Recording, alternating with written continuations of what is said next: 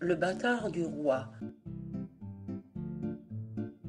Charles Louis-François du Parc, seigneur de Locmaria, marquis de Guérande, fut au dire de madame de Sévigné un des cavaliers les plus accomplis de la cour du grand roi.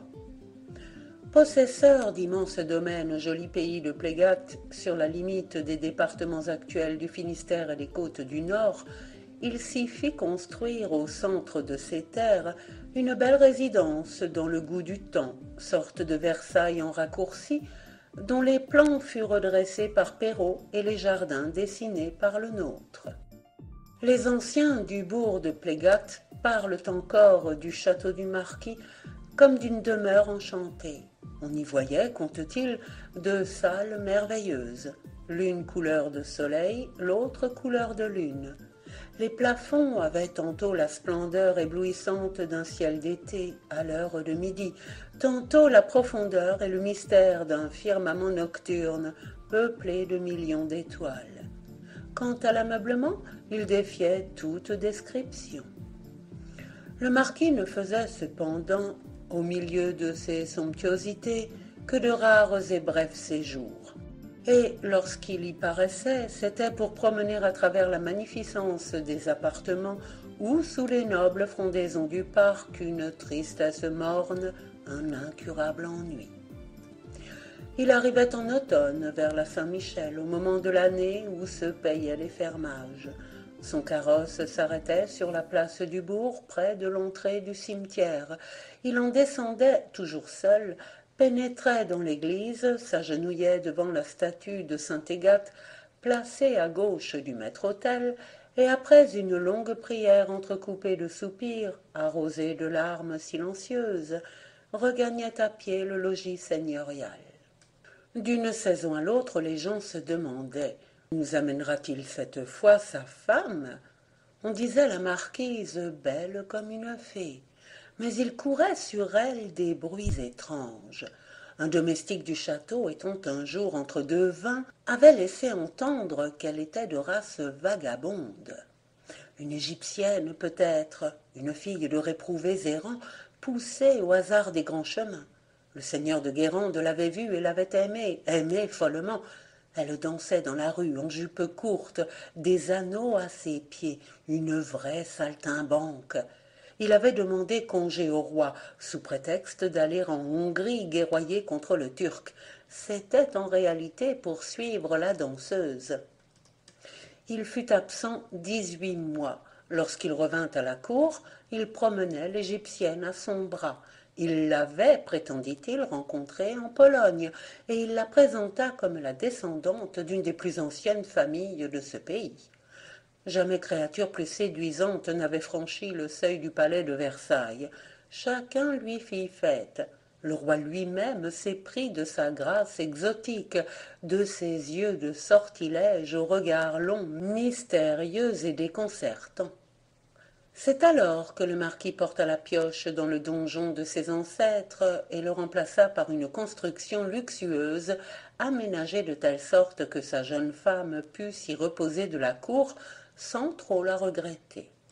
Probablement même rêvait-il de s'enfermer seul à seul avec elle, sous les hauts lambris pareils à des champs d'azur constellés d'astres, devant le souple horizon des collines boisées ondoyant à perte de vue jusqu'à la mer.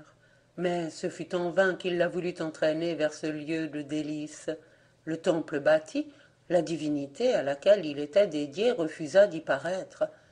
À toutes les supplications du marquis, elle répondait de sa belle voix nonchalante. Qu'irais-je faire si loin, dans cet Occident que l'on dit si triste? Il y avait des années que cela durait. Chaque automne, à la chute des feuilles, messire Guillaume Guégan, intendant du château, parcourait au petit trot de sa haquenée blanche les paroisses de Plégat, de Trémel, de Guimec et de Ploufur, pour avertir les domaniers de l'arrivée du maître. Et la maîtresse, messire Guillaume, s'informaient les paysans non sans une arrière-pensée narquoise. L'intendant hochait la tête et faisait de l'air d'un homme qui en sait long mais préfère regarder le silence. Préparez toujours vos écus, prononçait-il. Il la haïssait d'instinct, cette étrangère d'origine suspecte, qui ne daignait même pas honorer d'une visite le somptueux logis édifié pour elle à si grands frais. Mais surtout, il lui en voulait à mort des tourments qu'elle faisait subir à son maître. Il avait vu grandir monsieur Charles, ainsi qu'il avait coutume d'appeler le marquis, avec une familiarité respectueuse de vieux serviteurs depuis longtemps attachés à la fortune des Locmaria de Guérande, et il professait pour lui un sentiment de tendresse jalouse qui allait jusqu'à l'adoration.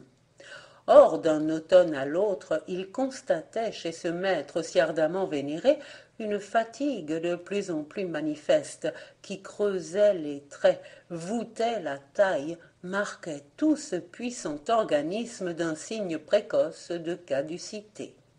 Cette lente décomposition, messire Guillaume Guégan ne doutait point qu'elle fût l'œuvre de la bohémienne, de la fille des marchands de Sort. Elle avait dû faire boire au marquis un philtre mystérieux, un de ces breuvages enchantés dont les gens de sa race passent pour avoir le secret. Autrement, comment se fût-elle fait aimer du brillant seigneur pour qui brûlaient les héritières les plus nobles et de la beauté la plus parfaite? Et comment expliquer, sinon par des raisons d'ordre diabolique, les ravages que cet amour funeste avait causés dans l'âme et le corps du plus robuste, du plus accompli des gentilshommes, jusqu'à l'incliner prématurément vers la tombe? Ainsi pensait à part soi le bon intendant, et à plusieurs reprises il s'était même permis de le penser tout haut devant son maître. Ah, monsieur le marquis, qu'aviez-vous besoin d'aller en pays étranger chercher femme? Pardonnez-moi si je prononce des paroles désobligeantes pour madame la marquise, mais vous ne m'ôterez pas de la tête qu'elle ne vous rend pas heureux. À quoi monsieur Charles répondait d'un ton hautain. Contentez-vous de surveiller mes terres, maître Gill. Je ne vous ai point commis à la garde de mon bonheur. Là-dessus, messire Guégan faisait mine de se lever et, après avoir salué bien bas, de sortir en emportant ses registres. Mais le marquis, radouci, le rappelait avant qu'il eût gagné la porte. « Ne te fâche pas, vieux loup, et revenons à nos comptes. Quant au reste, ne t'en préoccupe point, ce sont misères auxquelles tu ne saurais rien entendre. D'ailleurs, lorsque je t'amènerai la marquise, tu regretteras de l'avoir méconnue, et tu seras le premier à tomber à genoux devant elle, subjugué par sa grâce. Sera ça pas quoi la Trinité, monseigneur? Monseigneur haussait les épaules et s'absorbait dans l'examen des additions. Et tous deux, l'intendant et le maître, gardaient l'un ses chagrins, l'autre ses rancunes. Un soir de novembre, comme messire Guillaume Guégan soupait en famille dans la maisonnette à forme de temple grec qu'il occupait à l'entrée de l'avenue près de la grille, la cloche suspendue à l'intérieur du péristyle tinta violemment, annonçant la venue de quelques voyageurs aussi impatients que tardifs. L'intendant sursauta sur sa chaise. « Qui diable peut sonner à pareille heure ?» fit-il, furieux d'être dérangé de son repas et d'avoir à mettre le nez dehors au froid mouillé de la nuit. Il faisait en effet un temps affreux, une de ces rafales chargées de grosses pluies qui semblent l'agonie de l'automne et qui font dire en Bretagne « c'est l'année qui ne veut pas mourir ». Maître Guillaume maugréa. Gageons que ce sera encore quelque mendiant en quête d'un logis ou quelque ivrogne morfondu sous l'averse. Ce n'est point là le coup de cloche d'un balai-herbro, le chemineur de pays, le batteur de route, observa doucement dame Claude, la digne compagne de maître Guillaume et la mère de ses 4 marmots. Ma foi, j'ai bien envie de n'y point aller voir. Si cependant c'était un courrier venant de la part du marquis. Depuis une semaine qu'il nous a quittés, j'ai la tête hantée d'idées tristes. Ce départ si brusque, son air nerveux, agité, cette lettre qu'il froissait entre ses doigts en te disant « Je suis rappelé à Paris en toute hâte », la façon dont il jeta au postillon « Crever les chevaux si c'est nécessaire, mais brûler la route ». Vois-tu, je ne serais pas surprise qu'il lui fût arrivé quelque chose, un accident par exemple, ou peut-être pis. La cloche carillonnait de nouveau, secouée cette fois avec rage. Allume-moi le fanal, dit l'intendant à sa femme, dont les pressentiments lugubres l'avaient manifestement bouleversé de fond en comble. Et il se précipita dans l'obscurité. Il n'était pas sorti depuis 2 minutes que dame Claude entendit les battants de la porte grillée rouler en grinçant sur leurs gonds, et tout aussitôt Guillaume reparut hors d'haleine. Vite, vite, Clauda, cours au château et prépare une bonne flambée dans la salle couleur de lune. Il ne s'expliqua pas davantage, et sa femme n'eut du reste pas le loisir de lui en demander plus long. Il s'était replongé dans les ténèbres. De son côté, laissant là devant leurs écuelles les marmots ahuris par tout ce branle-bas, elle s'empressa vers le château dont la majestueuse silhouette érigeait une ombre plus noire dans le noir indistinct de la nuit. Pour couper plus court, elle prit à travers les pelouses, bondissant par-dessus les corbeilles de plantes rares, au risque de les écraser. Elle se sentait en proie à une espèce d'affolement. Son cœur faisait dans sa poitrine le bruit d'un marteau sur une enclume. Elle murmurait à demi suffoquée par le vent qui entravait sa course. Qu'y a-t-il, mon Dieu, qu'y a-t-il? Quelque chose d'extraordinaire, évidemment, mais quoi? Quand après avoir franchi le vestibule immense, elle pénétra dans la salle couleur de lune, elle trouva l'atmosphère de la pièce quasi tiède encore du séjour du marquis. C'est là qu'il avait coutume de passer les soirées, tout le temps que durait sa présence dans ces terres de Guérande. Il y veillait fort tard avant dans la nuit, parfois même jusqu'au petit matin, les jambes étendues à la flamme d'un brasier dont la lueur suffisait à éclairer toute la chambre, mais dont la chaleur, hélas, si ardente fût-elle, ne parvenait point à ranimer le sang de son cœur, glacé par les poignants dédains d'une femme inhumaine. Dieu me pardonne, grommelait dame Claude, tout en rassemblant les débris de bûches carbonisées qui gisaient épars dans la cendre. Je veux que ces murs s'écroulent à l'instant sur ma tête, si la bohémienne de malheur n'est pas encore de moitié dans cette aventure. Pourvu du moins qu'elle n'ait pas fait égorger son mari, et que ce ne soit pas le pauvre monsieur Charles qu'on nous ramène changé tout à fait en cadavre. Elle venait d'entendre une voiture s'arrêter devant le perron. Très émue, elle saisit une brassée de copeaux qu'elle avait apportée dans son tablier et la répandit sur le feu qui commençait à prendre. Puis, l'oreille aux écoutes, elle attendit. Les tentures en fil d'argent qui tapissaient les parois de la salle s'avivaient peu à peu à l'éclat grandissant du foyer d'un frisson de lumière magique, d'une douce et mystérieuse clarté lunaire. Sur les dalles de marbre du vestibule glissa le frôlement d'un pas léger mêlé au froufrou d'une robe, et Clauda, stupéfaite, vit surgir dans le cadre de la porte la plus délicieuse apparition féminine qu'il lui eût jamais été donné de contempler. Par 2 fois, elle s'essuya les yeux du revers de sa manche, se croyant le jouet d'un rêve. L'inconnu s'était arrêté au milieu de l'appartement pour promener autour d'elle un regard curieux.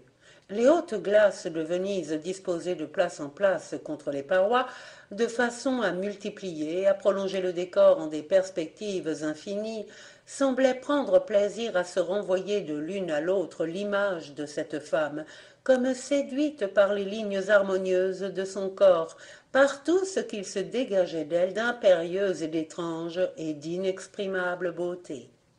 Quant à dame Claude, elle la buvait littéralement des yeux, figée en extase, les mains jointes et bredouillant à mi-voix sur le ton de la prière. Madoué, qu'elle est donc belle, belle à faire peur, Jésus Maria Credo.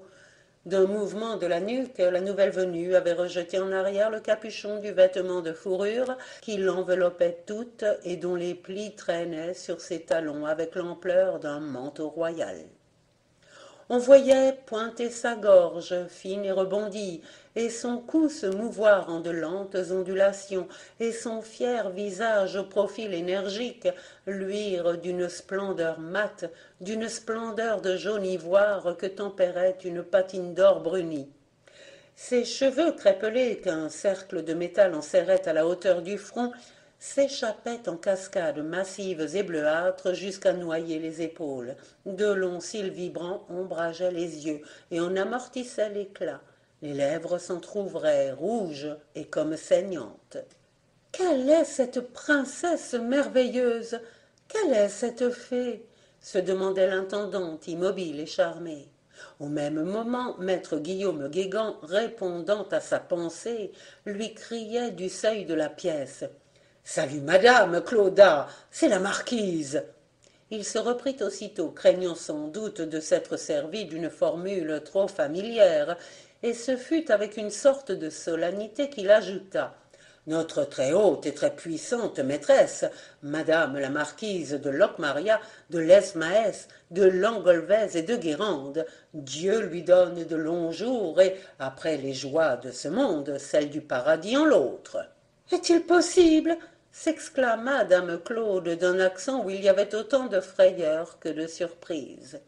Et au lieu de s'incliner, comme l'y invitait son mari, devant celle qu'il n'appelait entre eux que la bohémienne, elle demeura stupide à la dévisager, les bras tombés le long du corps, les yeux écarquillés par l'étonnement et par la peur. Le diable en personne lui fût apparu, qu'elle n'en eût pas été impressionnée plus désagréablement, et Dieu sait si la très chrétienne Clauda professait une belle horreur pour le diable. La marquise de Locmaria ne fut sans doute pas sans remarquer la singularité de cette attitude, mais loin de s'en fâcher, elle sourit le plus aimablement du monde, et dit à Clauda d'une voix chantante qui semblait un clair gazouillis d'oiseaux. Voilà une visite à laquelle vous ne vous attendiez guère, n'est-ce pas? Je vous connais. Le marquis m'a souvent entretenu des soins précieux qu'il trouvait auprès de dame Claude. Quand vous me connaîtrez à votre tour, je suis persuadée que vous m'aurez en quelque affection et que je n'aurai qu'à me louer de vos services. Au reste, ne craignez rien, je serai la moins exigeante des maîtresses. Voulez-vous toutefois vous charger dès à présent de mettre au courant de la maison les gens que j'ai amenés et qui sont ici aussi étrangers que moi-même? L'intendante se sentit tout ébranlée par la fraîcheur mélodieuse de cette voix qui s'exprimait avec tant de condescendance, de douceur et de simplicité. En vérité, pensa-t-elle, ceci me trouble et me déconcerte. Il se peut que cette femme soit un démon, mais elle a toutes les séductions d'un ange. Elle trouva juste assez de présence d'esprit pour répondre. Je suis aux ordres de madame la marquise. Et instinctivement elle accompagna ces mots de la plus accorte des révérences. Comme elle se dirigeait vers la porte, la marquise, qui achevait de se débarrasser de sa mante, la rappela. J'oubliais, dame Claude, tout mon domestique se compose d'un vieillard qui s'entend à confectionner des plats de mon pays et d'une soubrette, sa fille, laquelle est un peu ma sœur de lait, comme vous dites, je crois, en Basse-Bretagne. Ils ne sont guère rompus aux finesses du parler de France. Ils viennent d'une patrie lointaine et sortent d'une autre race. S'ils ne vous comprenaient pas toujours très bien, et s'ils se faisaient encore plus mal comprendre de vous, soyez leur indulgente, je vous prie. Je vous en saurai gré, car ils me sont chers. Ce sont des exilés comme moi. Ils me rendent présente aux yeux la terre qui m'a vu naître. Ils sont de mon pays, de mon village, presque de ma parenté. De les avoir auprès de moi, je me sens moins seule. Ils savent les chants qui, toute petite, m'ont bercée, et quand ils me regardent, je crois voir onduler dans leurs prunelles les plaines sans fin de ma Hongrie, où parmi des océans d'herbe dorment de grands fleuves d'argent. Vous qui êtes une Bretonne, Clauda, je gage que ces choses ne sont point pour vous surprendre. Clauda l'écoutait comme en rêve. Le son de cette voix céleste d'un timbre si pur, aux inflexions si molles et si caressantes, agissait sur elle comme un charme. Certes non, madame la marquise, fit-elle avec élan. Moi, s'il me fallait quitter Plégat et la Bretagne, j'aimerais mieux la mort. Subitement son front se rembrunit. Elle venait de réfléchir que ces gens vers qui l'envoyait sa maîtresse et qu'elle lui recommandait en termes si chaleureux, c'étaient de son propre aveu des Hongrois, autrement dit des bohémiens comme elle, des artisans de maléfices peut-être, à coup sûr des mécréants. Elle se souciait médiocrement de se rencontrer seule à seule avec cette espèce, et clignant de l'œil du côté de son mari qui, debout derrière la marquise, pétrissait consciencieusement son chapeau de feutre entre ses doigts. Si Guillaume m'accompagnait, m'est avis que nous leur expliquerions mieux. La marquise l'interrompit vivement. J'ai prié maître Guillaume de veiller avec moi, et à ce propos ne m'en veuillez pas si je l'accapare une bonne partie de la nuit. Nous avons à causer ensemble. Allez, dame Claude, je suis convaincue d'avance que tout ce que vous ferez sera bien fait. Ainsi congédiée, l'intendante s'éloigna.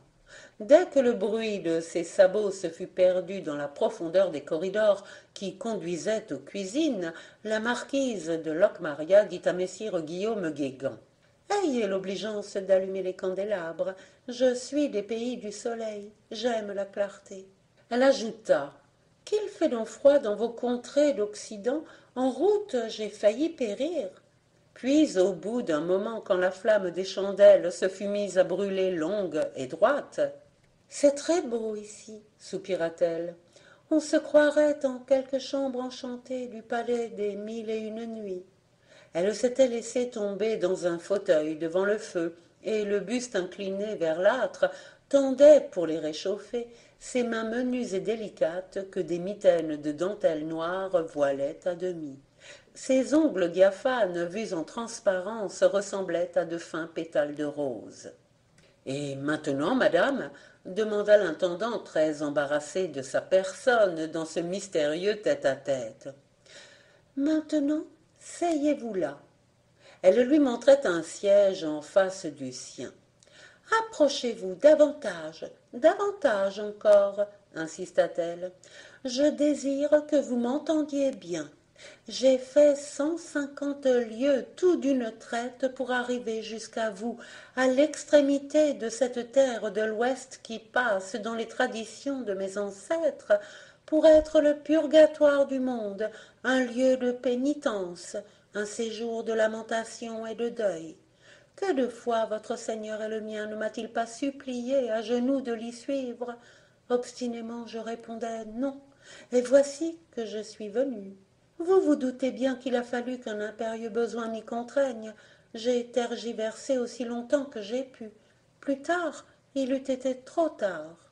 Le jour même où le marquis m'annonçait par lettre son retour à Versailles, je me suis mise en chemin pour Guérande, certaine désormais qu'il n'y serait plus. J'avais intérêt à ne rencontrer ici que vous seul. Pourquoi? Je vais vous l'apprendre. Mais d'abord, messire Guillaume, soyez franc. Vous me détestez, n'est-ce pas, autant que vous aimez votre maître? Pas de faux fuyants, s'il vous plaît. Je suis une bohémienne des routes. On peut, surtout quand je la réclame, me dire la vérité. Messire Guillaume Guégan jugea que, interpellé de la sorte, il n'avait pas le droit de mentir. Il prononça donc d'une voix nette et ferme: Si je n'aimais pas mon maître comme je l'aime, je vous aurais moins haï pour tout le mal qu'il souffre par vous. À la bonne heure, répartit avec une gravité triste la marquise de Locmaria. Vous êtes bien l'homme que je pensais. Je puis tout vous dire, car vous êtes digne de tout entendre.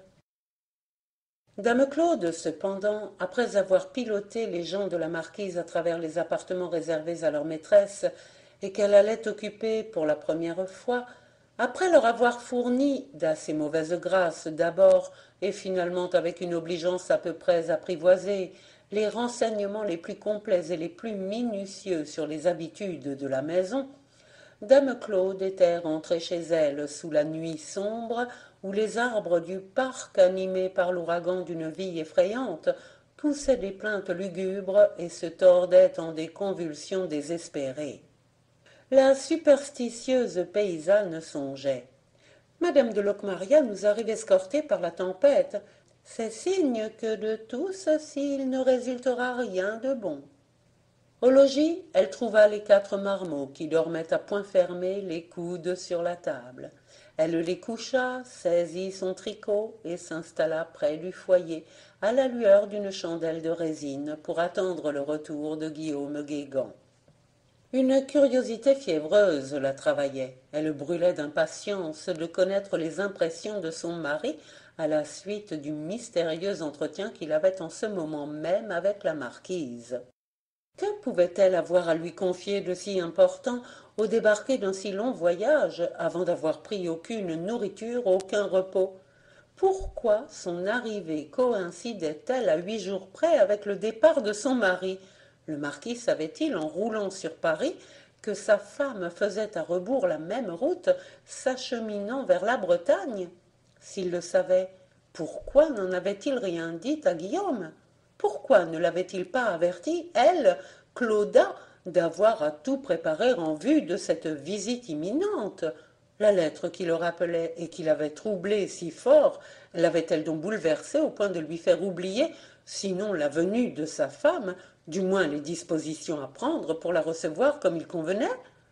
Ces questions et d'autres encore, Clauda les agitait dans sa tête obstinée de Bretonne, au bruit sauvage de la rafale qui dehors allait grossissant. En vain avait-elle interrogé ce tantôt le vieillard et la jeune fille qui formaient toute la suite de la bohémienne. Elle n'avait pu obtenir d'eux aucun éclaircissement.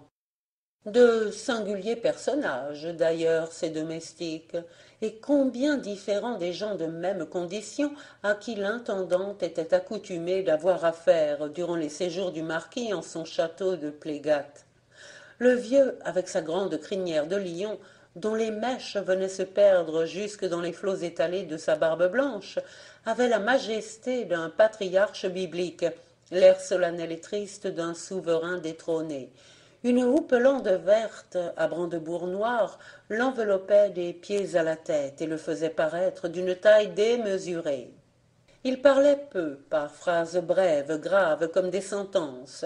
Dame Claude, à son aspect, s'était sentie vaguement intimidée, et, après s'être promis de traiter de très haut cette engeance de saltimbanque, elle les avait promenés, lui et sa fille, de chambre en chambre, avec une complaisance quasi déférente, comme si elle leur eût fait les honneurs du château. La petite, en revanche, l'avait mise à l'aise. C'était une adolescente de 16 ans à peine, presque une enfant encore, au teint mat, délicatement ambré, aux clairs yeux de source, qui semblaient renvoyer l'éclat d'un soleil lointain. Elle avait le port svelte et la souple démarche d'une biche. Entre ses lèvres d'un rouge vif, ses dents de nacre riaient d'un rire étincelant. Toute sa gracieuse personne respirait la santé, la joie, une franchise heureuse, quelque chose d'ailé, d'imprévu, avec des brusqueries soudaines, des effarouchements d'oiseaux qui craint la glu. Dame Claude avait cherché à se renseigner auprès d'elle sur ce qui lui eût tant agréé de savoir, mais elle n'en avait obtenu que des réponses insignifiantes, soit que la jeune fille fût peu dans les confidences de sa maîtresse, soit qu'elle feignît une ignorance qui lui était peut-être commandée. En somme, Clauda avait tout simplement appris que la marquise avait nom Rita, qu'elle était de noblesse très illustre, qu'elle comptait des rois parmi ses ancêtres, et qu'il n'eût tenu qu'à elle d'être reine là-bas, elle aussi, au pays des plaines immenses qu'arrosent les plus beaux fleuves de la terre et que féconde un printemps éternel. Pourquoi donc, au titre de reine, a-t-elle préféré celui de marquise de Guérande? Avait demandé, non sans ironie, l'intendante agacée. Le vieux avait riposté de sa voix profonde. Il est dans le destin de la plume d'aller où le vent la porte. Au moins n'y a-t-elle rien perdu? Elle a un mari qui l'adore. Ce palais, auprès de qui l'église même de Plégat n'est qu'une misérable crèche, savez-vous qu'il l'a construit exprès pour elle, pour être leur maison d'amour, leur maison du bonheur? Et à ce propos, d'où vient, s'il vous plaît, qu'elle y mette les pieds aujourd'hui pour la première fois, et lorsque le marquis en est absent? À quoi le serviteur à la barbe vénérable avait répondu: les secrets de notre maîtresse n'appartiennent qu'à elle seule. L'aiglonne a dans les gires de son vol des caprices qui déroutent vos lourds oiseaux de mer, et quel palais, je vous prie, vaut le libre espace, les horizons ondoyants comme la lumière qui les dore, et la terre douce, la terre enchantée, la terre ineffable de la patrie. Les prunelles sombres du grand vieillard lançaient des éclairs. Clauda n'avait plus insisté. Assise maintenant au foyer de sa demeure close, où derrière elle, du fond d'un lit à étage, s'exhalait la tranquille respiration de ses 4 chérubins, elle s'efforçait de récapituler en elle-même les événements de la soirée, tout en supputant d'un mouvement machinal des lèvres les points de son tricot et en piquant de temps à autre dans ses cheveux, contre la tempe gauche, les aiguilles dont elle n'avait plus à faire usage. Sa hâte de revoir Guillaume et de connaître les résultats de sa conférence avec la marquise la tenait éveillée. Les heures s'écoulaient lentes et longues, rythmées par le tic-tac d'un coucou. Les orgues déchaînés du vent ronflaient dans les ténèbres avec des mugissements sinistres. Minuit sonna.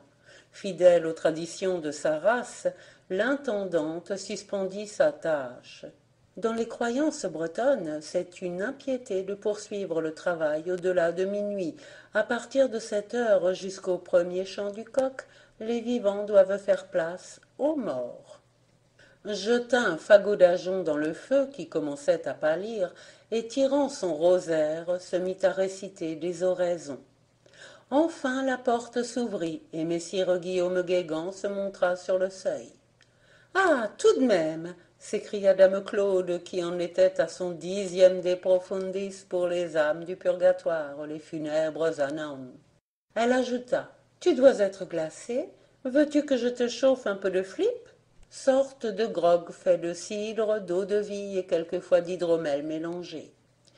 Il s'assit devant l'âtre, sans répondre. Il paraissait las et exténué. Clauda fut frappée de l'altération de ses traits. À ses paupières rouges, elle vit qu'il avait pleuré. Qu'as-tu, au nom de Dieu? Lui demanda-t-elle. Parle enfin. Qu'est-ce qu'il y a? Il soupira profondément, mais sans desserrer les lèvres. Alors elle, reprise par ses pressentiments et aussi par ses rancunes, un malheur est sur nous, n'est-ce pas? J'en étais sûre. Mes avertissements ne me trompent jamais. Allons, qu'a-t-elle encore machiné, cette gueuse? L'intendant tressaillit. Clauda, prononça-t-il d'un ton sévère, n'insulte pas celle qui est ta maîtresse et la mienne. Sache qu'elle est plus à plaindre qu'à blâmer. Tu as bien changé d'opinion sur son compte, Guillaume. Tu feras de même, Clauda. Explique-toi donc, je t'écoute. Non, pas ce soir, ni demain, ni après-demain, pas avant que le moment soit venu. Ne m'interroge pas, je ne pourrai te répondre. J'ai juré de me taire. Sur un point seulement il importe que tu sois renseigné. Messire Guillaume Guégan se recueillit quelques instants, puis, montrant du geste le lit à étage, les petits dorment comme des anges, les pauvrets. Eh bien, voici, Clauda. Tu es une bonne femme et une femme de tête. Je sais que je puis compter sur toi comme sur moi-même. Apprends donc que ce n'est pas une visite de passage que nous fait aujourd'hui la marquise. Elle va nous rester longtemps, 4 mois, 6 mois peut-être. Or, entends-moi bien, il faut que personne ici ni dans la contrée ne soupçonne sa présence au château, personne hormis nous deux et les domestiques qui l'accompagnent. Les arbres qui peuplent le parc sont discrets et les murs qui l'entourent sont hauts. Il faut que nous soyons muets comme les arbres et fermés comme les murs. Le plus innocent bavardage aurait les pires conséquences. Nous sommes les gardiens d'un secret terrible. Tu devras, sans le connaître, veiller jour et nuit avec moi à ce qu'il ne s'ébruite point. Mon Dieu, il ne tient qu'à nous de perdre la malheureuse, qu'hier encore nous détestions si cordialement l'un et l'autre. Elle est venue d'elle-même se mettre à notre merci. D'un mot, nous l'avouons à la plus lamentable des infortunes. Le voudrais-tu, Clauda? Oh, Guillaume, murmura l'intendante, je ne suis pas une païenne, j'imagine. Il continua. D'ailleurs, il n'y a pas qu'elle qui soit en jeu. Il y va également du salut de monsieur Charles, et je crois bien du nôtre, puisque cependant la fatalité nous mêle à ces tragiques événements. À la grâce de Dieu, mon ami, dit dame Claude en se signant par 3 fois pour écarter les mauvais présages. Ils demeurèrent silencieux à regarder les étincelles jaillir des tisons et s'engouffrer sous le manteau de la cheminée où grondait en sourdine la grosse voix du vent. Tout à coup Clauda reprit. Tu n'as pas d'imprudence à craindre de ma part. Mais nos enfants, y as-tu songé? Précisément, j'ose à peine te demander ce sacrifice, et pourtant je ne vois guère d'autre moyen. Dame Claude acheva elle-même la pensée de son mari. Soit, nous nous en séparerons. Ma mère sera enchantée de les avoir, et quant à eux, ils seront ravis de passer un hiver chez leur mamgoz, grand-mère. L'hiver à la ferme de Kerguintul, c'est le temps des belles histoires, des contes merveilleux et des châtaignes qu'on mange au coin de l'âtre en buvant du cidre bouilli. Tu attelleras Mogis au charaban, et je les conduirai là-bas dès le petit jour. Si les commères de Plégat s'informent de ce qu'ils sont devenus, je dirai que je les ai envoyés à Kerguintul apprendre à lire. L'on m'annonçait justement avant-hier qu'un maître d'école ambulant vient de se fixer à Plestin-les-Grèves pour toute la durée des mois noirs. Les marmots n'auront qu'une demi-lieue de route à faire pour aller de temps à autre écouter ces leçons. Merci, Clauda. Ton esprit est aussi avisé que généreux ton cœur. Là-dessus finit l'entretien des deux époux. Ils n'avaient devant eux que quelques heures de repos jusqu'à l'aube. Ils durent dormir profondément, s'il est vrai qu'une bonne conscience fait le lit moelleux et paisible le sommeil. L'hiver, cette année-là, fut particulièrement rigoureux. Ce furent d'abord des averses continuelles qui noyaient les campagnes, couraient en cascade par les chemins creux changés en lits de torrents et croupissaient dans les champs labourés entre les digues des talus en de vastes nappes d'une eau boueuse où l'on voyait nager les sarcelles comme sur des étangs. Puis le vent d'est se mit à souffler, chassant les pluies vers la mer. Tout gela, même les sources, même la fontaine sacrée de Saint-Égat, ce qui, de mémoire d'homme, ne s'était pas encore produit. Les vieilles pèlerines par procuration, qui viennent y chercher un remède souverain contre la fièvre, durent emporter l'eau salutaire sous la forme de menus glaçons. Puis des brumes arrivèrent du nord, si épaisses que les longs courriers de Morlaix affirmaient n'en avoir pas rencontré de plus impénétrables dans les parages les plus voisins du pôle. Et ces brumes se condensèrent en d'énormes flocons de neige qui tombèrent sans relâche pendant des jours, des semaines, des mois. À la fin de janvier, la terre en était encore toute couverte. On ne distinguait plus ni route, ni fossé, ni vallon, ni plaine. Ce n'était, aussi loin que le regard pouvait atteindre, qu'un immense désert blanc, d'une solitude et d'une immobilité mortuaire, avec çà et là des fûts d'arbres d'un noir de suie qui semblaient les piliers calcinés de quelque église jadis consumée par les flammes. Toute vie naturellement était suspendue. Les paysans restaient calfeutrés chez eux sous leur chaume, n'allaient plus au marché ni aux foires, hésitaient même à se rendre au bourg le dimanche pour la messe. Un silence funèbre enveloppait toute chose, entrecoupé seulement par le lugubre croassement des corbeaux qui traversaient le ciel en bandes farouches criant la faim.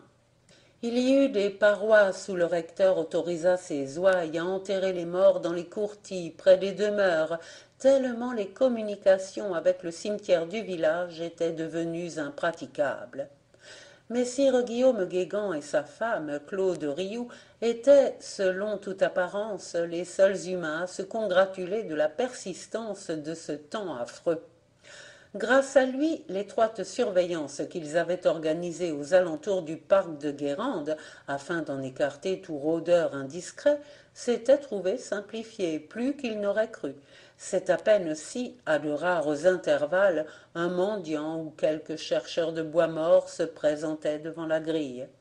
Clauda lui faisait l'aumône, soit d'une miche de pain, soit d'un fagot de ronces.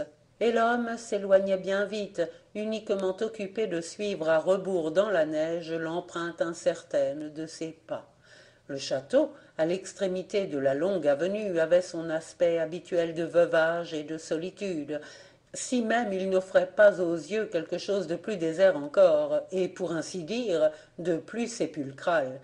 Quel passant, voyant de loin sa façade aux hautes persiennes hermétiquement closes, eût soupçonné la présence d'êtres vivants derrière ces murs silencieux et mornes, scellés comme un tombeau. Tout le jour, cependant, des colonnes de fumée se balançaient dans la bise au-dessus des sveltes cheminées de granit. Mais ce n'était point là, pour les gens de Plégat, un indice que le château fût habité. Chacun savait, dans le pays, que les régisseurs avaient mission d'entretenir du feu dans la plupart des pièces. Au cours des précédents hivers, Clauda avait plus d'une fois invité ses amis du bourg à venir faire la veillée avec elle devant ces vastes brasiers.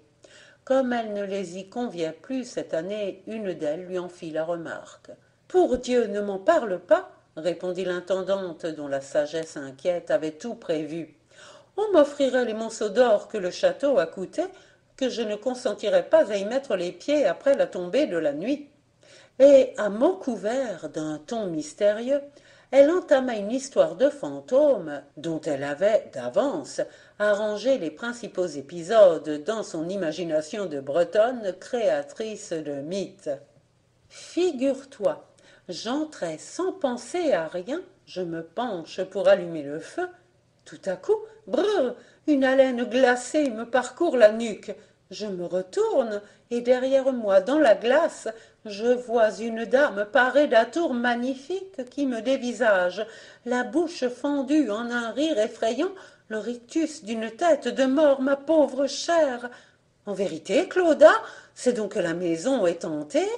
Ne divulgue pas ceci, au moins, le marquis nous chasserait. Sois tranquille, ma bonne. » Est-il besoin de dire que le lendemain tout Plégat en était informé? Et c'est bien à quoi s'attendait l'ingénieuse Clauda. Un rempart surnaturel protégeait désormais la marquise. L'intendante venait de dresser autour de sa maîtresse un mur isolateur, le plus infranchissable de tous, le mur d'airain de la superstition. « Vous voilà élevée à la dignité de fantôme, dit-elle à madame de Locmaria. Vous n'avez plus rien à craindre pour votre sécurité. » Des rapports presque affectueux s'étaient établis entre les deux femmes, quelque grande que fût la distance sociale qui les séparait. Non seulement Clauda avait abjuré tout parti pris à l'égard de la marquise, mais à la fréquenter chaque soir, à vivre avec elle sur un pied de respectueuse intimité, elle en était venue à s'attacher à elle d'un lien puissant, à la force duquel elle ne cherchait plus à se dérober. Aux premières ombres du crépuscule, elle se dirigeait vers le château.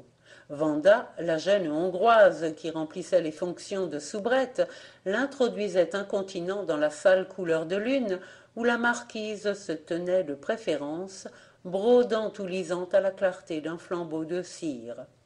Madame de Locmaria la faisait asseoir près d'elle sur un tabouret et lui disait de sa jolie voix chantante: « Contez-moi n'importe quoi, dame Claude. Je suis comme les recluses et les pestiférées. J'ai besoin d'entendre le son des paroles humaines. » Et Clauda, obligée de se surveiller avec les gens du dehors, donnait libre carrière à sa langue, flattée au fond qu'une personne si distinguée prit plaisir à ses bavardages rustiques. Un chapitre qui semblait intéresser particulièrement la marquise, c'était celui des enfants. L'intendante ne tarissait pas sur les siens. Elle abondait en menus détails sur ses grossesses, ses couches, la peine qu'elle avait eue à nourrir celui-ci, à sevrer celui-là. La marquise écoutait, plongée en une vague rêverie, absente en apparence, très présente en réalité, ses doigts de fée occupés à de fins ouvrages qui ressemblaient à s'y méprendre à des langes de nouveau-nés. Ces belles Baptistes de Hollande, où l'on eût dit que madame de Locmaria dessinait en nobles arabesques les caprices de ses songes, n'étaient pas sans intriguer Claudia Rioux. Elle n'osait interroger la soubrette, encore moins la marquise, mais un soupçon commençait à lui traverser l'esprit. Elle se mit à observer de plus près. La taille de sa gracieuse maîtresse s'épaississait visiblement, s'alanguissait. Puis c'était tantôt de brusques lassitudes, tantôt des plaintes sourdes, des tristesses inexpliquées. Une nuit que la marquise l'avait congédiée tout à coup, bien avant l'heure accoutumée, l'intendante ne put se retenir de communiquer à son mari ses impressions. « Sais-tu, Guillou, héritier ou héritière, il y aura d'ici peu du nouveau dans la seigneurie de Guérande. »« Possible.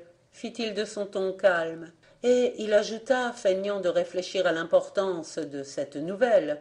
Puisses-tu dire vrai, ce sera pour monsieur Charles une joie si vive.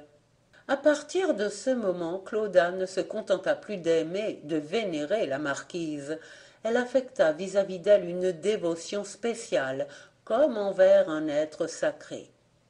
Les jours passèrent, et à la suite des jours, les nuits. Aux approches de mars, il se produisit dans l'atmosphère une détente subite. Les vents tournèrent, sans transition appréciable, de l'est à l'ouest. La mer souffla sur les campagnes bretonnes la douceur de l'haleine atlantique. Les brumes remontèrent peu à peu vers le septentrion. Un soleil pâle se montra, toucha mystérieusement la terre et la fit tressaillir. Les neiges liquéfiées s'écroulèrent en ruisseaux, des brins d'herbe surgirent de ci de là, s'entrelacèrent en guirlandes, coururent en festons sur la face rajeunie du monde. Les sources rouvrirent leurs yeux divins, heureuses d'avoir à refléter un ciel pur.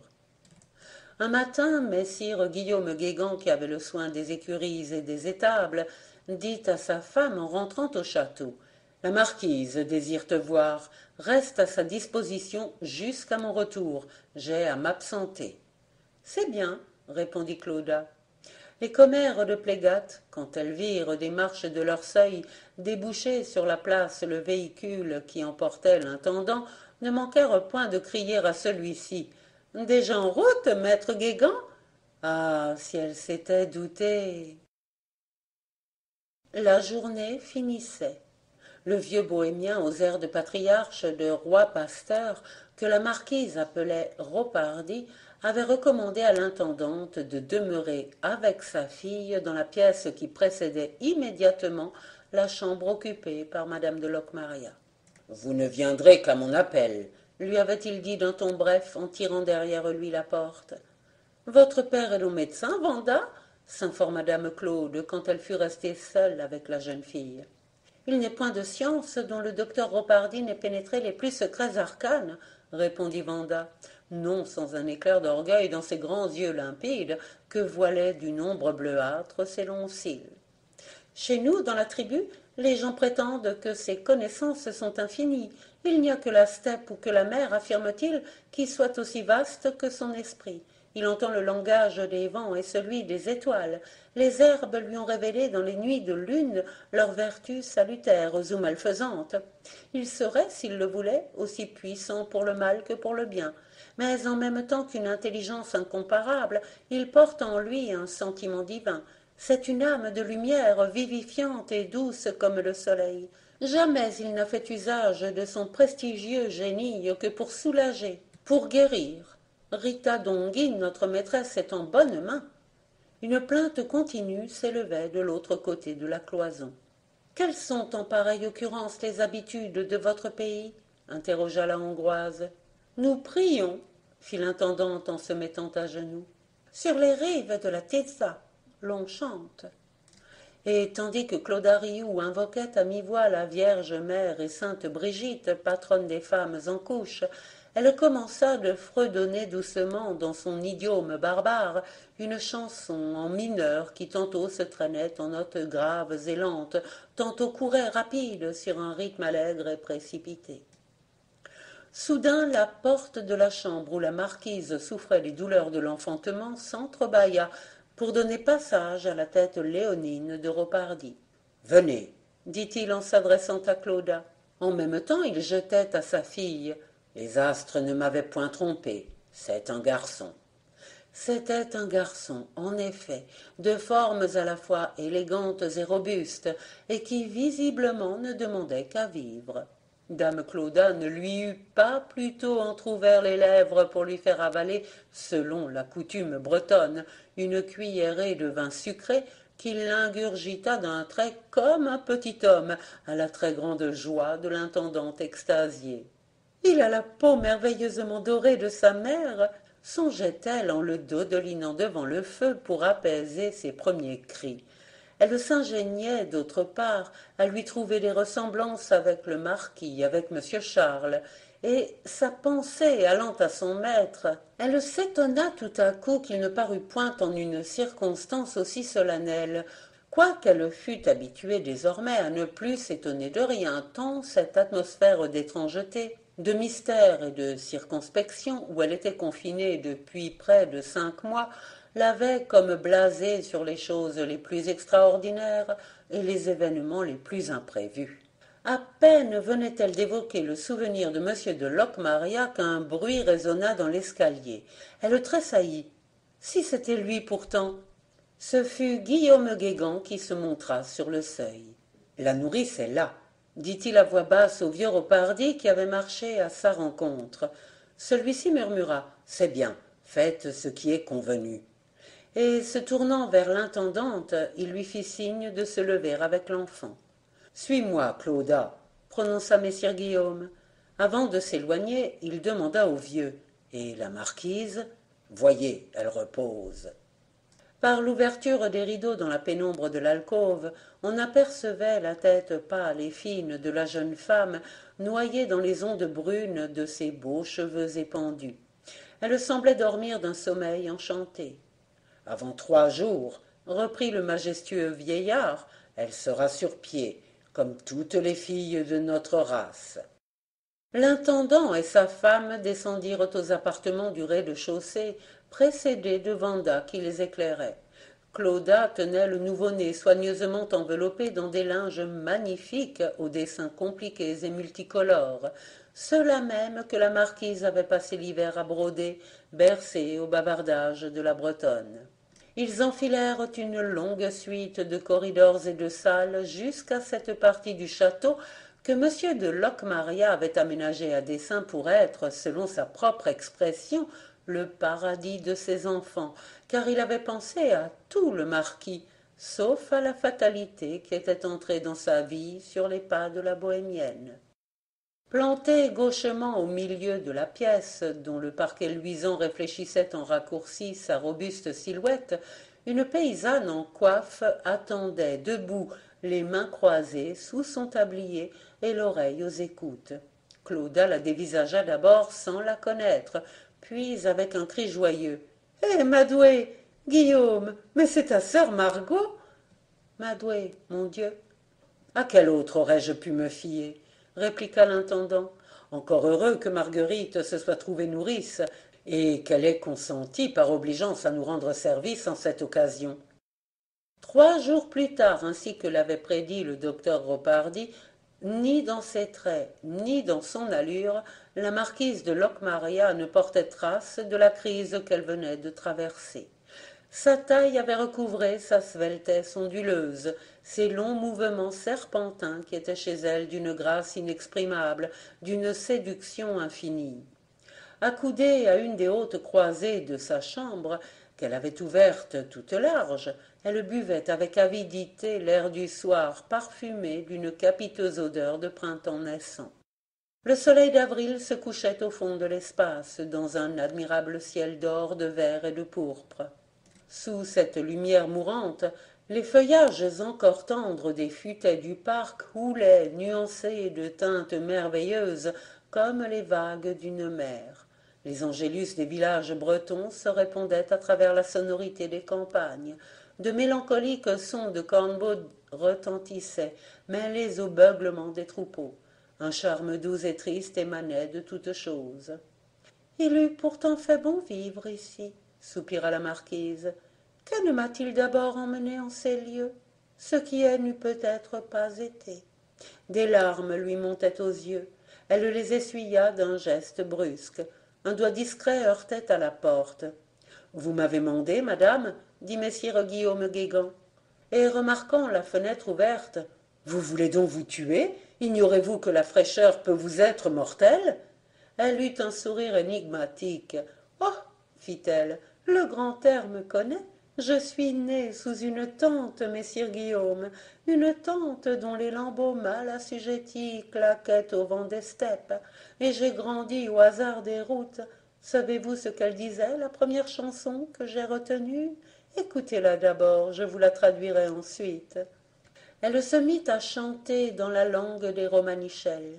Sa voix forte et pure éploya ses ailes, se balança comme un oiseau qui prend son vol, et dans le silence du crépuscule de Bretagne, devant le pacifique décor des bois et des collines, sur qui commençait à planer la solennité muette de la nuit, la musique de cette voix étrangère avait quelque chose de mystérieux et d'inquiétant. « Vous rendriez jalouses les sirènes de la mer, » dit l'intendant subjugué. « Le sens est celui-ci, » continua la marquise. « Le monde est grand, plus grand que le monde est le rêve. Le ciel est vaste, plus vaste que le ciel est le désir. Les roues des chariots ont grincé. Le chef a dit « En route, répète la tribu.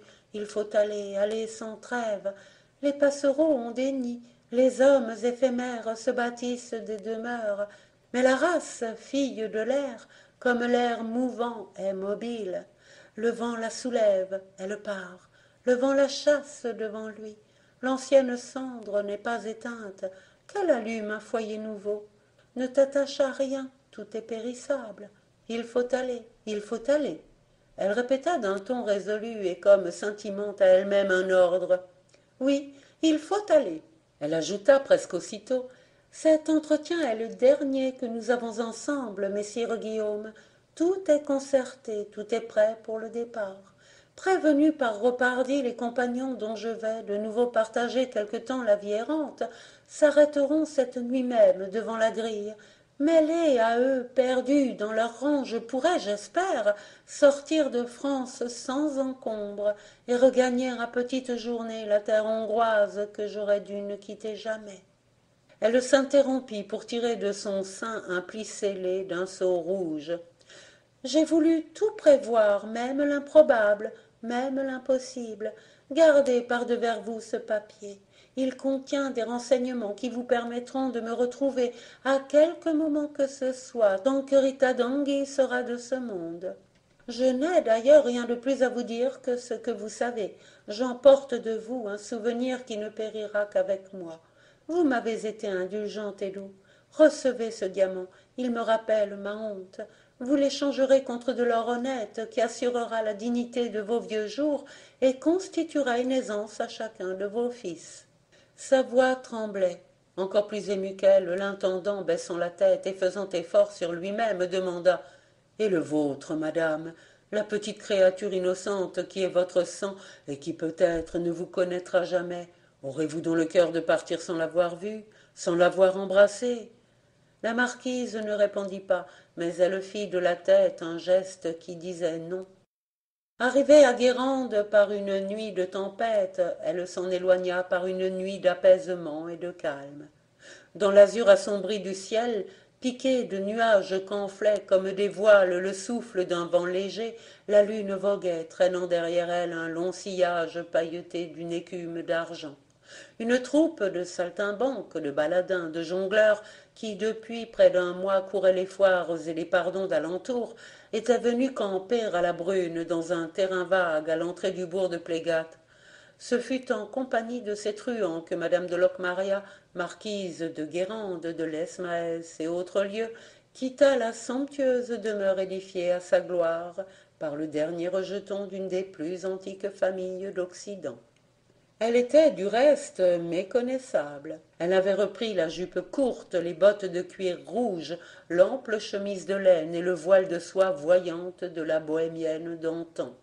Les beaux seigneurs qui, naguère, papillonnaient autour d'elle à Versailles, eussent difficilement deviné sous cet accoutrement farouche celle que, dans leur conversation de l'œil de bœuf, ils nommaient entre eux, avec des mines pâmées, la houris de Mahon, la perle orientale, la fleur des jardins du Levant.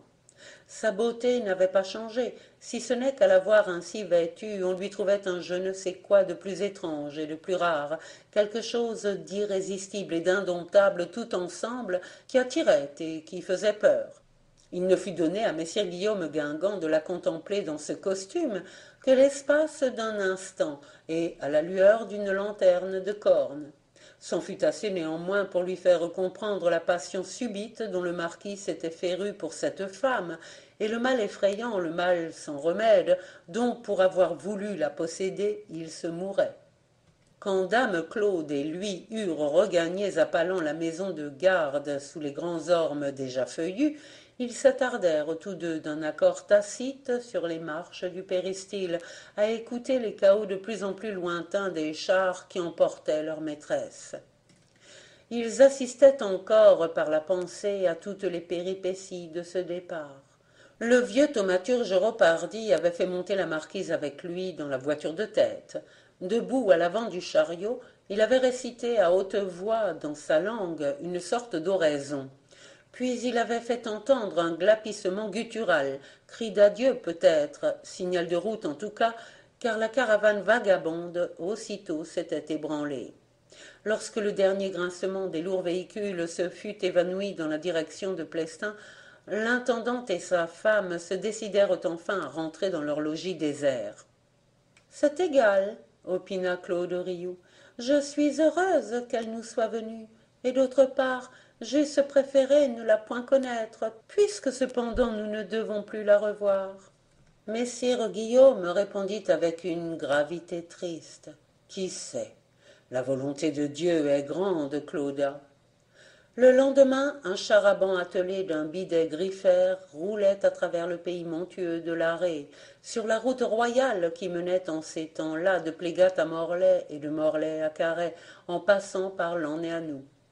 Chaque fois qu'un pâtre, qu'un bouvier, qu'un laboureur croisait la voiture, l'homme soulevait son chapeau, du plus loin qu'il apercevait la bête, et criait au conducteur d'un ton jovial qui n'allait pas sans une nuance de respect: « Salut et bon voyage, messire Guillaume !»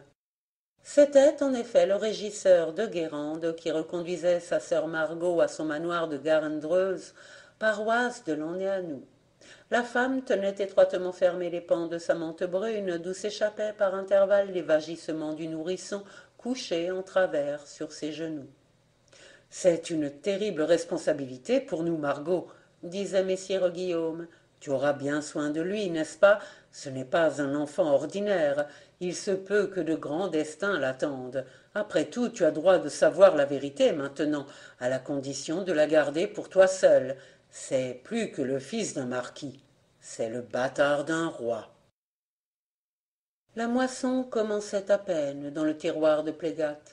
On fauchait les seigles à Guérande. Maître Guégan allait et venait, surveillait les travailleurs dont les chemises de chanvre, moites de sueur, faisaient çà et là des taches grises parmi la mer frissonnante des hauts épis barbelés.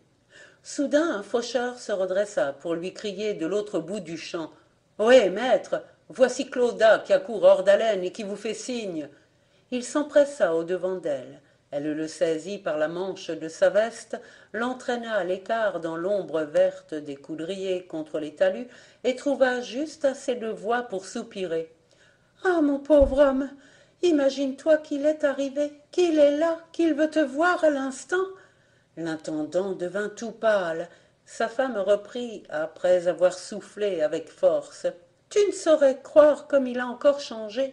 Il ne reste plus de lui de quoi remplir un cercueil. Quand il est descendu de son carrosse, il m'a semblé voir apparaître l'encou. » Ils s'acheminèrent vers le château dont les fenêtres innombrables étincelaient comme d'énormes escarboucles au resplendissant soleil de juillet.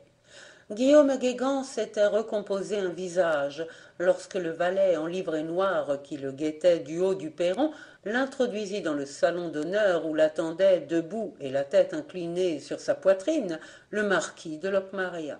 « Bienvenue à vous, monsieur le marquis, dit-il dès le seuil. Et, s'étant avancé de quelques pas, il mit un genou en terre. D'ordinaire, monsieur Charles l'attirait à lui donnait affectueusement l'accolade, le traitait en ami d'enfance, presque en égal. Il ne lui tendit même pas la main cette fois, et dédaigna de répondre à son salut. Il y eut entre eux plusieurs minutes d'un silence pénible. Enfin le marquis parla.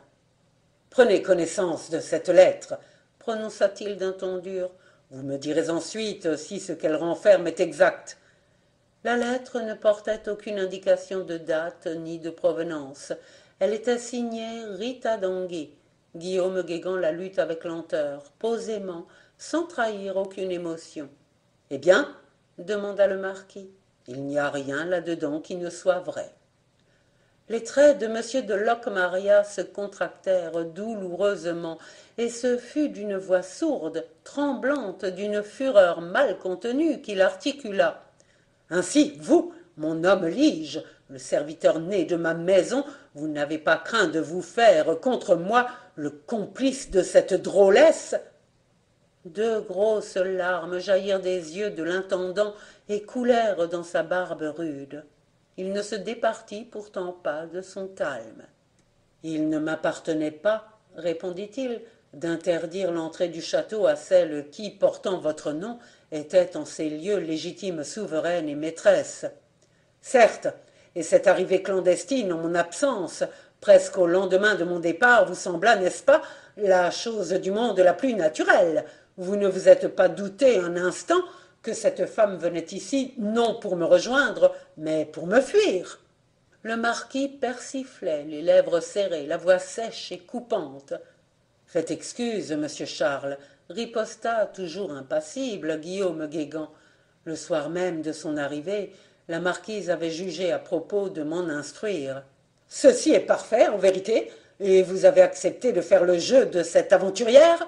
Vous l'avez reçue hébergée, cachée sciemment, et vous vous gaussiez entre vous, j'imagine, de mes angoisses, de mon désespoir, car pendant qu'elle se riait à l'abri de ces murs du plus farouche hiver qui ait désolé le siècle, moi je courais l'Europe à sa recherche en poste, à cheval, en traîneau, battu de la neige et du vent, suivant à la trace de ville en ville, de bourgade en bourgade, les troupes de tziganes errants criant son nom dans les auberges, dans les bouges, dans l'écho des montagnes, dans le silence glacé des plaines, et cela jour et nuit, sans repos ni relâche, le corps moulu, l'esprit égaré, le cœur en détresse, achevant de me tuer pour elle, et d'ailleurs y réussissant, n'est-il pas vrai, maître Guillaume? Je rapporte à Plégat mon cadavre, vous devez être content. » Il n'en put dire plus long. Ses jambes se dérobaient sous lui. Il se fût affaissé sur le parquet si l'intendant ne s'était précipité pour le maintenir et le faire asseoir dans un fauteuil. Une toux violente le secouait jusque dans les fibres profondes de son être. Il donnait l'impression de ces arbres qui n'ont plus de vivant que l'écorce et que la moindre rafale suffirait à déraciner.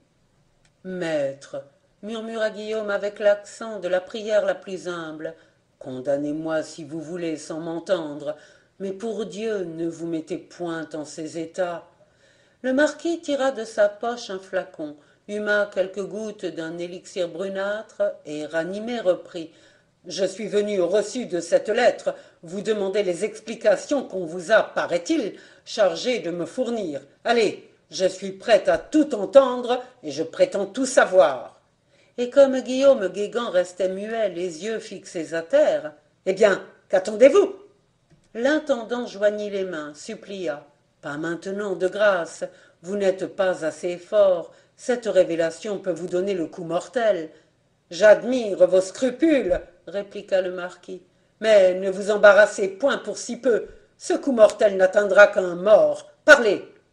Il n'y avait plus à tergiverser. D'un geste grave, le paysan se signa, puis entama le cruel récit, à voix résignée mais ferme. Il dit d'abord l'arrivée de la marquise dans la nuit sombre sous l'orage. Elle l'avait appelé par son nom, et, de crainte qu'il ne fît difficulté de lui ouvrir, lui avait présenté une commission apostillée de la signature et scellée du sceau du roi, laquelle ordonnait à tout sujet du royaume, sous peine des châtiments les plus sévères, d'avoir à traiter avec les plus grands égards la féale amie de sa majesté, madame de Locmaria, marquise de Guérande. Le marquis sursauta. « Ah, elle avait eu la précaution de se munir d'un passeport ?»« Un passeport, peut-être, » acquiesça l'intendant, ou mieux une attestation écrite du cas que le roi faisait d'elle. Il proféra ces derniers mots d'un ton presque honteux, puis s'exaltant tout à coup. « Ah, ce roi, la malheureuse, si seulement elle ne l'avait pas connu. »« Hein » s'écria M. de Locmaria livide. « Goujat, que veux-tu dire » L'autre poursuivit, indifférent à l'insulte. C'est lui qu'elle fuyait encore plus que vous. C'est pour échapper à ses assiduités qu'elle venait chercher en cette demeure lointaine, au fond de ce pays inaccessible, une retraite qu'elle savait sûre, parce que nul à la cour n'ignorait qu'elle avait toujours refusé à vos instances de s'y rendre, parce que le roi l'ignorait moins que personne. L'intendant fit une pause, et baissant le front comme si c'eût été lui le coupable, soupira. Il était du reste trop tard. Pourquoi trop tard? Va donc, voyons, va donc, hurla le marquis, les doigts crispés à son siège, le buste raidi en avant, les yeux dilatés et striés de fibrilles rouges. Guillaume Guégan dit: Faites de moi ce que vous voudrez. Pour l'honneur des Locmaria dont les portraits nous regardent, j'ai cru qu'il était de mon devoir de bon serviteur d'aider cet infortuné à cacher sa honte. Prévenu par un avis de moi, vous seriez accouru. C'était alors le scandale public, l'opprobre sur votre nom, le sang peut-être dans votre demeure. J'ai accepté sciemment, comme vous dites, de veiller et de me taire. Bien plus, ma femme a servi de matrone, et j'ai poussé, moi, la complaisance jusqu'à procurer la nourrice. Il s'interrompit brusquement, frappé de l'immobilité du marquis, épouvanté de la fixité de son regard, de la rigidité de ses traits. Monsieur de Locmaria ne l'entendait plus, il s'était évanoui. Guillaume bondit vers la porte, se suspendit à la cloche du vestibule pour appeler les domestiques, et cria au valet de chambre: « Vite, vite, monsieur se trouve mal !» Il n'y avait de chirurgien qu'à Morlaix. Le premier soin de l'intendant fut d'expédier un express à cheval vers cette ville, puis il fit avertir Clauda. À eux deux, ils déshabillèrent, couchèrent le marquis et, installés à son chevet, attendirent. Les heures de la soirée tintèrent l'une après l'autre, sinistrement monotones. Enfin, vers minuit, le galop d'une monture résonna dans l'avenue. L'homme de l'art arrivait. Il palpa le malade et hocha la tête. « C'est un corps usé, dit-il. Je vais le saigner à tout hasard, mais je ne réponds de rien. » Contrairement à sa prévision, le sang jaillit avec force. Le marquis soupira, rouvrit les yeux et les referma presque aussitôt, en marmonnant du bout des lèvres des mots vagues, inintelligibles. Le cœur s'était remis à battre. « Pour l'instant, il n'a besoin que de repos, » opina le praticien. « Notre présence est-elle nécessaire » demanda messire Guillaume. Il avait hâte de se retirer. Il craignait que sa vue, en réveillant la mémoire du marquis, ne provoquât une nouvelle crise. Aussi éprouva-t-il un vif soulagement à s'entendre répondre par le chirurgien: « Faites à votre gré. En tout cas, vous ne pouvez m'être d'aucune utilité. » Il emmena sa femme, et de tout le reste de la semaine ne reparut pas au château. Clauda seule allait aux informations. De jour en jour, l'état du malade s'améliorait. Dès qu'il eut repris possession de lui-même, son premier acte fut de congédier le médecin et de le renvoyer à sa clientèle morlaisienne. « On dirait ma parole qu'il m'en veut de l'avoir sauvé » jeta celui-ci à Guillaume au moment de franchir la grille. Autant l'hiver avait été rude, autant l'été se montrait délicieux. On entrait en août. La campagne fromenteuse, les landes, les monts lointains, tout vibrait dans une ardente lumière d'or. Une vie éclatante animait les choses sous le resplendissement du soleil. Et le soir, quand l'astre, s'éteignant comme à regret, plongeait dans la mer, c'était une douceur, un calme, un apaisement infini. Des groupes de moissonneurs, la faucille sur l'épaule, s'en revenaient à la lueur des étoiles en chantant. Leur voix, au lieu de rompre le silence, s'harmonisait avec lui et, en quelque sorte, le solennisait. Ils clamaient sur le ton d'une mélopée paysanne et semi-liturgique la chanson des coupeurs de blé. « Garçon, fille, abat la veste et le Justin, car il est mûr le blé jaune, you! Meunier, graisse ton moulin. Fournier, chauffe ton four, vous aurez de l'argent plein la main. You! Il y aura du pain pour les riches, il y en aura pour les pauvres, car il est fauché, le blé jaune. You! » Messire Guillaume Guégan continuait à surveiller la moisson dans les terres de Guérande, comme si, entre son maître et lui, rien ne se fût passé. Mais chaque fois que sa femme venait lui apporter à manger au champ, il ne manquait pas de lui demander: Il n'a rien fait dire, Clauda? Rien encore, répondait-elle. Il s'attendait d'un jour à l'autre à ce que le marquis les mît dehors sans autre forme de procès. Ils avaient même pris leurs dispositions en conséquence. Ils iraient vivre auprès des vieux à Kerguintul, en Plestin-les-Grèves, d'où ils se félicitaient de n'avoir pas ramené les marmots. Mais les desseins de M. de Locmaria demeuraient impénétrables. Les comptes du moins sont en règle, disait l'intendant le soir en tombant au lit harassé de fatigue. Je ne lui aurais fait tort ni d'une minute ni d'un liard. Au fond, et quoiqu'il n'en laissât rien paraître, la pensée de quitter Guérande le navrait dans l'âme. Là il était né, là il avait grandi, là reposaient dans l'étroit cimetière à l'ombre du clocher de Plégat les ossements vénérés de ses ancêtres. Aussi haut qu'ils pouvaient remonter dans l'humble lignée des Guégant, tous avaient vieilli, tous étaient morts au service des Locmaria. Et puis, se séparer de monsieur Charles, vraiment, cela était-il dans l'ordre des choses possibles? Je serais comme un lierre arraché, songeait-il, et je me flétrirais de même.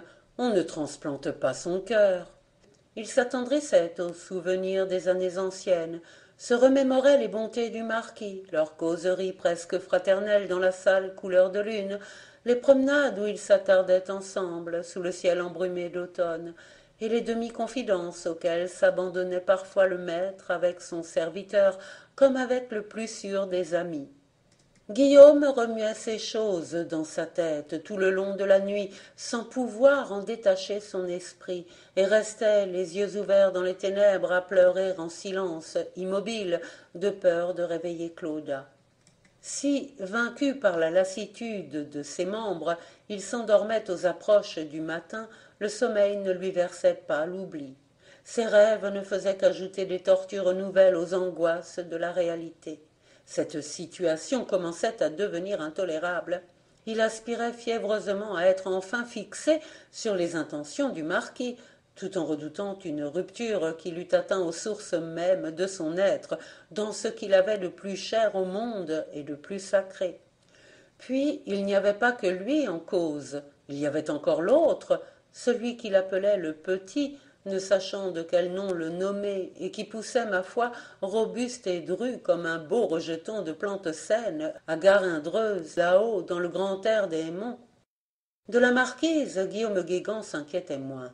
Dans l'éloignement où elle s'était enfuie, son image avait pâli, n'était plus qu'une forme vague, incertaine, à demi effacée. Il ne l'entrevoyait guère que comme à travers la brume d'un songe, perdue qu'elle était presque aux confins de la terre, par-delà des espaces immenses, en des pays dont elle lui avait la première révélé l'existence, et dont les aspects lui demeuraient inconnus. L'aube du dimanche se leva, une aube rose et fraîche comme une lèvre qui sourit. Les cloches de la basse-messe tintaient à l'église de Plégat. L'intendant achevait de s'habiller pour s'y rendre lorsque le valet de chambre du marquis se dressa sur le seuil de la maison de garde. « On vous réclame au château, maître Guillaume. »« Le temps de passer ma chupenne, » répondit-il. En se retrouvant devant M. de Locmaria, il fut pris d'un tremblement et dut s'appuyer au premier meuble que ses mains rencontrèrent. Il était en face, non d'un convalescent, mais d'un spectre. Le marquis semblait moins un homme qui revient à la vie qu'un défunt qui sort de la tombe. Sa constitution, déjà minée par les soucis antérieurs, paraissait avoir subi en quelques jours le travail de tout un siècle. Dans les orbites excavées, les yeux brûlaient d'une flamme mystérieuse, de cette pâle et fixe clarté funéraire qu'a, dit-on, le regard des morts. Il reçut toutefois le régisseur avec une aisance tranquille, comme s'ils se fussent quittés amicalement la veille, et ce fut d'une voix un peu grave, mais qui n'avait rien de sépulcral, qu'il demanda. « M'avez-vous dit où était l'enfant, Guillaume ? C'est, je crois bien, la seule chose dont je n'ai pas gardé souvenir. » « Il est chez ma sœur, monsieur Charles, chez ma sœur Margot, à Lanéanou. »« Ah, très bien. Veuillez faire atteler. Nous nous mettrons en route dès que vous serez prêt. » Là se borna leur conversation, et dans les heures qui suivirent, durant tout le trajet, ils n'échangèrent pas une parole. Ils arrivèrent aux Garendreuses comme les gens de la ferme rentraient de la grand-messe. Margot est sortie au Sanctus, dit Lanascol, le beau-frère. Elle doit être dans la chambre de la tourelle. Ils grimpèrent l'escalier à vis. Sur le palier de pierre, par la porte large ouverte, Guillaume Guégan montra à monsieur de Locmaria, dans le jour doré de la fenêtre, sa sœur Marguerite en train d'allaiter un poupon superbe à la peau mate, au crâne déjà couronné d'une fine toison de cheveux crépus, où le soleil de midi allumait des reflets d'or fauve. « C'est lui, murmura-t-il. Le marquis entra, et comme la jeune femme faisait mine de se lever, il la contraignait de se rasseoir. L'enfant, qui, aux trois quarts repu, avait abandonné le sein, tourna la tête et curieusement dévisagea le nouveau venu, dont la grande perruque ondulée l'amusait. Monsieur de Locmaria le contempla quelques instants en silence. « Tu as ses traits, dit-il enfin, comme se parlant à lui-même. Tu as ses yeux de ténèbres, ses yeux sans fond, ses yeux sans âme. Un peu de sa magie est en toi. Comme elle, tu feras souffrir et mourir. C'est dans les destins de ta race. Mais puisqu'il t'a été donné de naître, vis heureux. » Il se dépouilla du cordon de soie auquel était suspendu le sceau des Locmaria marqué à leurs armes et le passa comme un hochet autour du cou de l'enfant de l'adultère qui, paisible, s'était remis à têter. Pendant le retour, le marquis resta aussi muet qu'à l'aller. Roulé dans son manteau et les paupières closes, il ne sortit de cette espèce d'assoupissement que lorsque les toits de Plégat étincelèrent dans le fouillis des verdures aux rayons du soleil couchant. « Guillaume, s'informa-t-il, l'enfant est baptisé, je suppose. Ondoyer seulement, monsieur Charles, le recteur, sur ma prière, vint au château. Il figure au registre de la paroisse? Oui et non, le vénérable don Mathias a fait pour le mieux. Vous arrêterez au presbytère. » Une demi-heure plus tard, il pénétrait sur les pas du vieux des servants dans la sacristie au plafond bas, aux boiseries de chêne lustrées, toutes parfumées encore depuis vêpres, d'une odeur de cire et d'encens. Don Mathias posa sur une table la chandelle qu'il portait, prit un cahier cousu de grosses ficelles et, après en avoir feuilleté les dernières pages d'une main qui tremblait, dit « Voici, monsieur le marquis. » On lisait. Ce jour-là, 4e d'avril, nous, Ephlem Mathias, recteur de Plégat, avons administré le Saint-Sacrement de baptême à fils légitime naturel, legitimus ac naturalis, et de très haute et noble dame Rita Dongui, née au château de Guérande la nuit d'hier, sur les 2 heures de relevé, ont été parrain et marraine. Vous voyez, il y a des blancs, fit ingénument observer le prêtre. Permettez que je les remplisse moi-même, répondit le marquis, et d'une écriture forte et droite, il compléta l'acte de naissance de Louis Dieudonné Duparc, seigneur de Locmaria, marquis de Guérande, fils légitime et naturel de Charles-Louis François, chevalier de l'ordre de Saint-Louis, commandeur de Malte, capitaine garde-côte au service de Sa Majesté, etc. Puis, ayant zébré la page du fier paraphe des Locmaria, « Vous voudrez bien signer comme parrain, dit-il à don Mathias. Et il ajouta, s'adressant à messire Guillaume, « Toi, ta femme signera comme marraine. » Le recteur et l'intendant se regardaient sans mot dire, les yeux en larmes. « C'est bien ainsi, n'est-ce pas ?» interrogea le marquis. Le prêtre lui montra du geste un crucifix accroché à la muraille entre 2 armoires contenant les ornements sacerdotaux. Si celui-là pouvait parler, monsieur le marquis, il vous répondrait « Oui, c'est bien ainsi ». Pour regagner la voiture, monsieur de Locmaria dut accepter l'aide de Guillaume Guégan. En le quittant dans le vestibule du château, il lui chuchota. « Tu la reverras sans doute, Guillaume. Dis-lui que je l'ai aimée jusque dans le fruit de sa faute. » Le surlendemain, des cimes de l'Arrêt aux grèves trégoroises, les cloches carillonnaient le grand glas, et don Ephlem Mathias, recteur de Plégat, ensevelissait Charles-Louis François, marquis de Guérande, dans la paix suprême et le suprême oubli. L'histoire, telle qu'elle m'a été contée, ne dit pas ce qu'il advint de la marquise. Il faut croire cependant que, prévenue sans doute par maître Guillaume Guégan, elle revit la terre d'Ouest, et la tombe de son mari, et le berceau de son fils. Ce fut même, paraît-il, son châtiment, son expiation, ou, pour parler comme en Bretagne, son purgatoire. Elle eut en effet à souffrir comme mère des douleurs comparables à celles que, femme, elle avait fait souffrir. Le fruit de sa faute ne lui fut pas clément. Autant la mémoire du marquis Charles-François est restée chère aux habitants de Plégat, autant le souvenir de Louis Dieudonné à Outrambrun, le seigneur au crin roux, y est un objet d'exécration et d'horreur.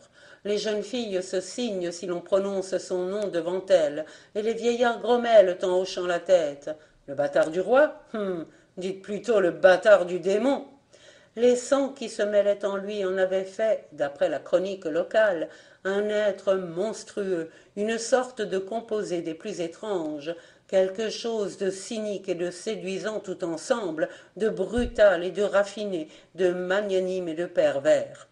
Les Guerziou qui se chantent au pays de Plégat, tantôt célèbrent sa générosité, tantôt flétrissent ses débauches, et le vouent en termes indignés à l'opprobre des peuples. La liste de ces crimes est infinie. Il en est un qui revient sans cesse et dont voici, pris entre mille autres, un exemple. Guerziou Brézizel, le clerc de Lampol. Fiecka le Calvez passait à juste titre pour la plus jolie fille qu'il y eût de Plestin-les-Grèves à Morlaix. Elle aimait un fier paysan, le clerc de Lampol, qui, pour elle, avait renoncé à l'église. Ils étaient fiancés. Leurs noces devaient avoir lieu au printemps. Sur les entrefaites, le terrible marquis de Guérande rencontre Fiecka, un jour qu'elle sortait du four banal où elle faisait cuire son pain. Il s'enflamme pour elle d'une passion furieuse, s'informe de son nom, de sa demeure, et le lendemain se rend chez le vieux Calvez. « Où est Fiecka, votre fille ?»« Elle est à l'Aéroneuve, monsieur le marquis, au manoir de Keralon. » Le marquis tourne bride, pique des deux vers Keralon où les danseurs battent l'air nouvelle au son des hautbois et des binious. Il reconnaît parmi les couples le clerc de Lampol à sa veste grise et Fiecka le Calvez à son Justin blanc. « Claire, dit-il, assez de danse. Une aéroneuve est surtout faite pour lutter. Jetons bas nos pourpoints et que la belle qui est à ton côté soit l'enjeu. » Le clerc lui répondit du même ton hautain. « Les luttes sont bonnes pour nous autres paysans, vous êtes gentilhomme, je vous ferai raison avec l'épée. » Le duel s'engage, haletant et farouche, mais le marquis se sent faiblir. « Trêve, s'écrie-t-il, et soyons amis. » Le clerc, confiant, laisse tomber son épée, et le marquis, éclatant d'un mauvais rire, lui passe la sienne à travers le corps. Tels étaient les exploits coutumiers du bâtard de Locmaria. En revanche, on vous citera du même homme des traits admirables de mansuétude et de pitié. Un matin qu'il revenait de quelque équipée nocturne, son cheval se cabra devant un paquet de haillons couchés en travers de la route, et d'où s'exhalait un gémissement indistinct. Le fougueux marquis mit immédiatement pied à terre et secoua non sans rudesse le monceau de Locke. « Damnation, qu'est-ce qui vous prend de barrer ainsi le chemin au risque de vous faire écraser ?» La voix gémissante balbutia. « Je ne peux plus me traîner. » C'était une pauvre vieille aux trois quarts morte. Le seigneur au poil roux la souleva avec précaution, l'assit sur la selle et la maintenant d'un bras tandis que de l'autre il conduisait pédestrement la bête, il l'amena ainsi jusqu'au château. Vous pensez si les gens de Plégat écarquillèrent les yeux devant ce cortège? D'aucuns s'approchèrent et, après avoir dévisagé la pauvresse, « Malheur à vous, monsieur le marquis, lâchez vite cette femme au nom du Christ, c'est la lépreuse !» Il les regarda d'une façon qui les fit taire. Non seulement il ne lâcha point cette triste guenille humaine que rongeait un mal redoutable, mais il l'étendit dans son propre lit, baigna lui-même ses plaies, pansa ses ulcères, et 3 nuits durant la veilla. Elle le trépassa au bout de ce temps, et ce fut encore lui qui la mit au linceul. Voici qui n'est pas moins typique. L'année avait été mauvaise. Les grains avaient gelé presque tous dans les terres emblavées. Il ne poussa qu'une herbe rare et maigre, et qui avorta tout aussitôt, sans donner d'épi. Pas de froment, pas d'orge ni de sarrasin, pas même de seigle. La patate, ce pain du pauvre au temps de disette, était encore inconnu. La famine fut grande au pays breton. Les bestiaux même mouraient d'inanition, ne trouvant plus rien à brouter, à plus forte raison les hommes. On ramassa dans les douves des cadavres, la bouche pleine d'écorces de saule à demi mâchées. Un dimanche, à l'issue de la messe d'aube, le crieur public, chargé de faire assavoir les fantaisies, le plus souvent extravagantes ou vexatoires, du marquis de Locmaria, monta sur les marches de la croix du cimetière et dit à la foule assemblée: Louis Dieudonné, notre Seigneur, a décidé ceci. Tant qu'il y aura de quoi manger au château, il y sera tenu table ouverte, et tout y demeurera librement à la disposition d'un chacun. 15 jours après, les greniers de Guérande étaient vides, vide le fournil, vide les étables. On avait fait rôtir jusqu'aux chiens. Le cuisinier, un soir, vint tout tremblant annoncer au marquis qu'il n'avait à lui servir que des os. Il s'attendait à être étranglé. Le marquis lui sauta en effet au cou, mais ce fut pour l'embrasser avec effusion. « Ah, la bonne nouvelle, la bonne nouvelle !» s'exclama-t-il en se frottant les mains. « Je vais donc pouvoir mendier. » Il avait commandé hors de Bretagne de vastes approvisionnements, mais qui n'arrivaient point.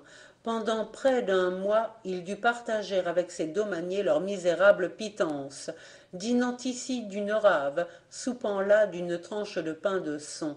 Jamais il ne se montra plus souriant, d'humeur plus accommodante, plus affable.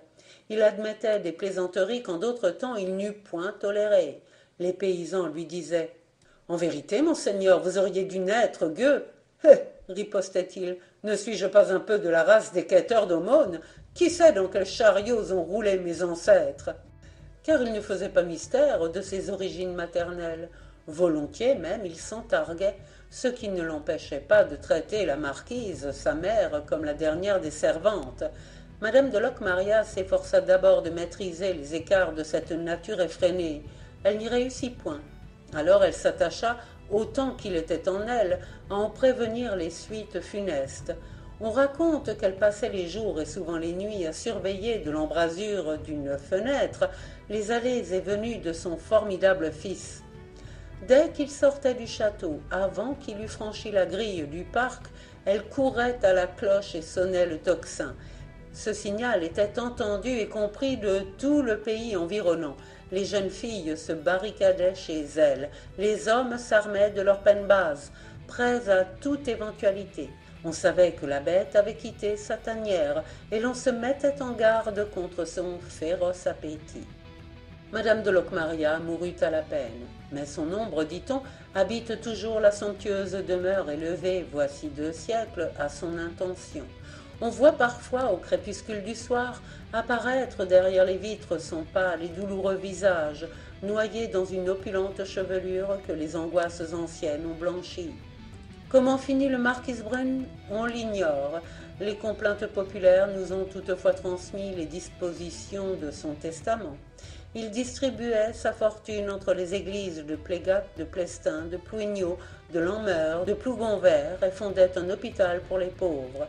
En revanche, il demandait qu'on inscrivît sur sa tombe ces 2 vers: Etre Montroulès à Guérande, Meusgret mille marquises vacante. Entre Morlaix et Guérande, j'ai fait 1100 marquises. Et c'est bien l'épigraphe qui convenait à cet étrange don Juan breton.